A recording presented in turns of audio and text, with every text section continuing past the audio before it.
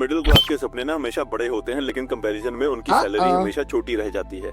हर महीने सोचते हैं कि अगले महीने से बचाऊंगा, अगले साल से इन्वेस्ट करूंगा, लेकिन वक्त निकलता जाता है और सपने खत्म होते जाते हैं। इनके लिए ना पैसों की खुशी पूर्णिमा के चांद के जैसी होती है, महीने में एक बार आती है और फिर गायब। चांद तो फिर धीरे धीरे अपनी इस पोजीशन को रिकवर करता रहता है, लेकिन इनके पैसे खत्म हुए रहते हैं। 15 तारीख के बाद क्रेडिट कार्ड, उधार की जिंदगी या सेविंग में से पैसा निकालना शुरू हो जाता है। अब आप में से कई लोग अभी अपने करियर की शुरुआत में होंगे या 5-7 साल से जॉब करके थोड़ा बहुत पैसा जमा कर लिया होगा, लेकिन क्या आप आज इतने कॉन्फिडेंट हैं कि अगर आपकी नौकरी चली जाए तो आपको पैसे के लिए कोई किल्लत नहीं होगी, आप अपनी मर्जी से काम कर पाएंगे और पैसा रेगुलरली आपके पास आता रहेगा? कमेंट करके बताइएगा कि आप फाइनेंशियल फ्रीडम की किस स्टेज तक अभी पहुंच पाए हैं। आज हम बात करेंगे 3 दोस्तों की, जो है अरुण, मोहन एंड पंकज, और कैसे इन तीनों ने एक ही सैलरी से शुरुआत की, लेकिन 10 साल के अंदर तीनों की जिंदगी पूरी तरह से बदल गई। By the end of this video इन तीनों में से किसी एक कैरेक्टर के साथ आप अपने आप को रिलेट कर पाएंगे। आपको मालूम होगा कि जैसे आप जिंदगी जी रहे हो, अगर ऐसी ही जिंदगी जीते रहे तो फ्यूचर आपका कैसे होने वाला है। इसलिए इस वीडियो में बने रहें। अरुण, मनोज और पंकज ने एक ही कॉलेज से डिग्री पास आउट की। तीनों की एक ही कंपनी में जॉब लगी। तीनों की सैलरी तकरीबन 35,000 रुपए महीने की थी। तीनों एक ही फ्लैट में रहते थे, एक ही टिफिन शेयर करते थे, इकट्ठा वीकेंड प्लान करते थे। तीनों मिडिल क्लास में से आए थे, लेकिन तीनों की सोच बहुत ज्यादा अलग थी।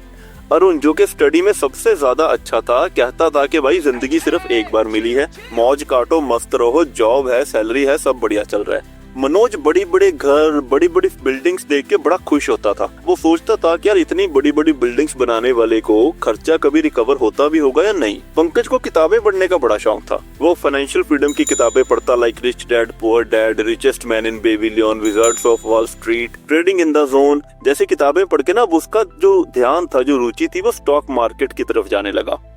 6 महीने के बाद तीनों ने डिसाइड किया कि अब उन्हें अलग अलग रास्ते पे जाना चाहिए।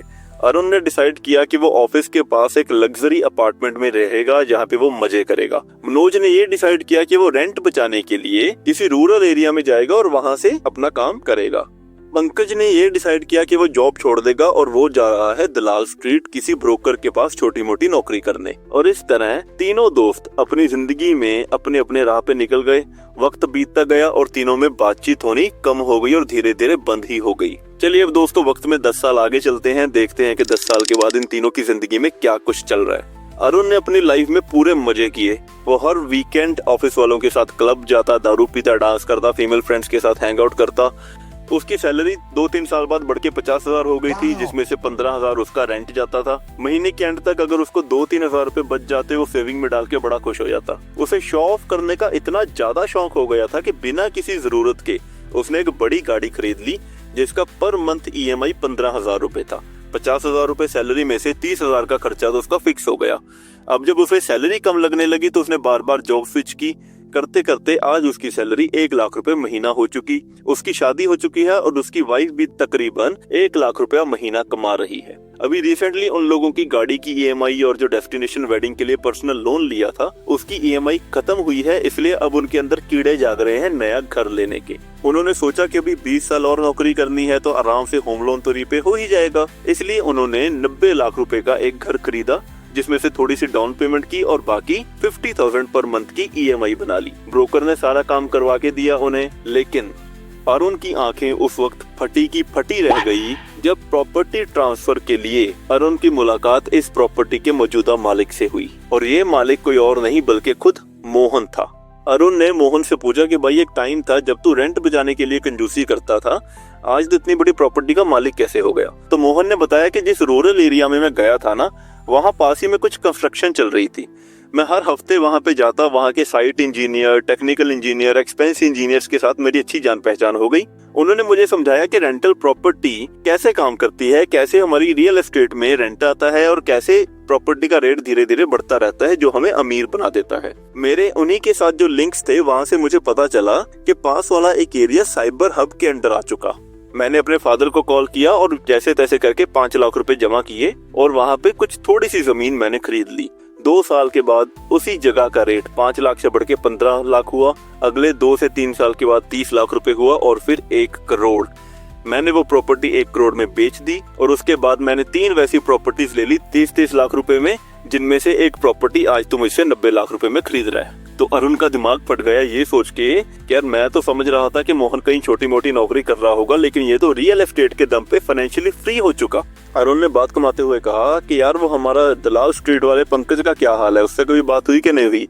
मोहन ने बताया कि हाँ, मैं और पंकज आज शाम को इकट्ठे डिनर करने वाले हैं, तो उसने अरुण को भी अपने साथ आने के लिए कहा। अरुण और मोहन एक रेस्टोरेंट में शाम को वेट कर रहे थे और कुछ पुरानी बातें भी शेयर कर रहे थे एक दूसरे के साथ। तभी वहाँ पे एक डिसेंट सी नॉर्मल सी गाड़ी आके रुकी, जिसमें से एक बहुत ही हैंडसम वेल ग्रूम्ड जेंटलमैन उतरे। उन्होंने वैले पार्किंग वाले को गाड़ी की चाबी दी, उसको सर झुका के थैंक यू कहा और आगे आ गए। ये पंकज था। अरुण ने पंकज से मिलते ही कहा, और भाई कैसे हो, बिक रहे हैं तुम्हारे बीमे और म्यूचुअल फंड और शेयर, और ये गाड़ी बड़ी छोटी सी रखी हुई है यार, क्या पैसा वैसा मिल रहा है कि नहीं मिल रहा।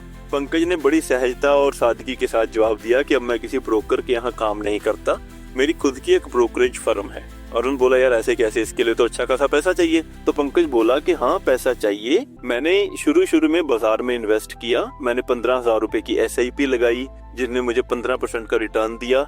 मैंने फ्रीलांसिंग किया, फ्रीलांसिंग के में मैंने लोगों को फाइनेंशियल एडवाइजर दिए जहाँ से मुझे कमीशन आए, और जितना कमीशन आया मैं सारे का सारा पैसा स्टॉक मार्केट में लगाता गया, जहाँ से मुझे डिविडेंड भी मिला और ग्रोथ भी मिली। और 8 साल के बाद मेरे पास 50 लाख रुपए जमा हो गए थे, जिस बदौलत मैंने अपनी ब्रोकरेज फर्म खोल ली। और 2 साल के अंदर इस ब्रोकरेज फर्म की कीमत बढ़ा के 50 लाख से 10 करोड़ की हो चुकी है। मुझे ईयर ऑन ईयर 30 से 40% की ग्रोथ अब आने लगी है। अब मेरी टीम सारा काम संभालती है और मैं आराम से दुनिया को एक्सप्लोर करता हूँ। ये सारी बातें सुन के अरुण अब सोच रहा था कि काश उसने अपनी जिंदगी के पहले वक्त को संभाल लिया होता तो आज वो भी फाइनेंशियली फ्री होता। लेकिन अभी उसे 20 साल और काम करना पड़ेगा, क्योंकि उसे होम लोन की EMI पे करनी है और सैलरी के अलावा उसके पास और कोई सोर्स नहीं है। तो दोस्तों, आप किससे रिलेट करते हैं खुद को यहाँ पे, अरुण से, मोहन या पंकज? इस बात से फर्क नहीं पड़ता कि आज आप जॉब करते हैं या बिजनेस, फर्क इस बात से पड़ता है कि आप पैसे को कैसे संभालते हो और कैसे खुद को नई अपॉर्चुनिटीज के लिए रेडी करते हो।